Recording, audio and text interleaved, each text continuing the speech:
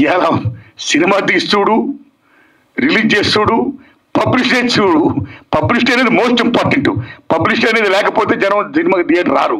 కాబట్టి మాకు జనానికి మధ్య వారసులు ఎవరంటే మీ మీడియా వారే. కాబట్టి దయించి నా సినిమాని ప్రజలు తీసుకుని వెళ్ళండి. స్కామ్ అంటే ఉద్యోగాల కుంభకోణం.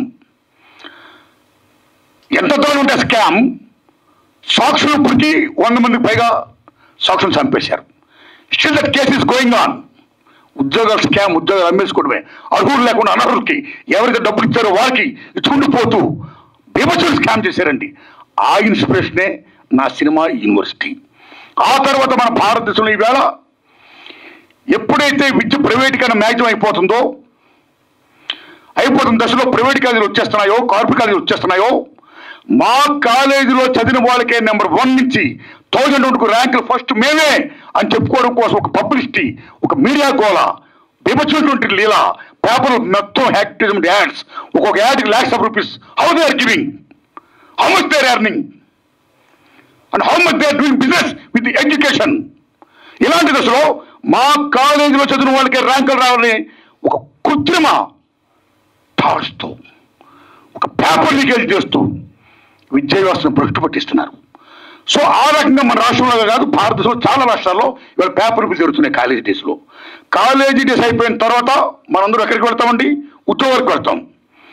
ఉద్యోగాలకు వెళ్తుంటే ఏ పబ్లిక్ సర్వీస్ కమిషన్ ఎగ్జామ్ రాయాలనుకుంటే అక్కడ కూడా మా కోచింగ్ సెంటర్లో చదివిన వాళ్ళకే ఉద్యోగాలు వస్తాయి అని ఒక నోషన్తో, ఒక వ్యాపార దృక్పథంతో ఒక మాఫియా తయారైపోయి అక్కడ కూడా పేపర్ లీకేజీలు అండి.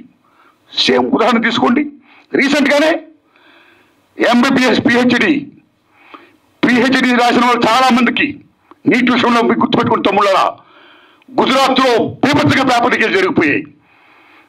ఒరిస్సా, గుజరాత్, యూపీ, మహారాష్ట్ర, ఢిల్లీ మొత్తం కుదేలైపోయింది. ఇంత పేపర్ లీకేజ్ జరిగిపోతుంటే కేంద్ర ప్రభుత్వం ఏం చేస్తుంది, రాష్ట్ర ప్రభుత్వాలు ఏం చేస్తున్నాయి? ఎందుకు ఎడ్యుకేషన్ మినిస్టర్స్, ఎందుకు సిస్టమ్, ఎందుకు కాన్స్టిట్యూషన్?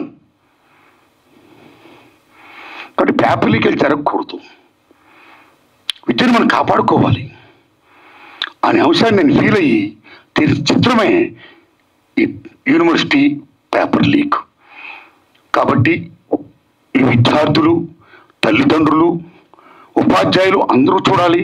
అన్నింటిని మించి ప్రభుత్వ విద్యా విధానాన్ని బలోపేతం చేయాలి అని ముఖ్యంగా చెప్పారు సినిమాలో.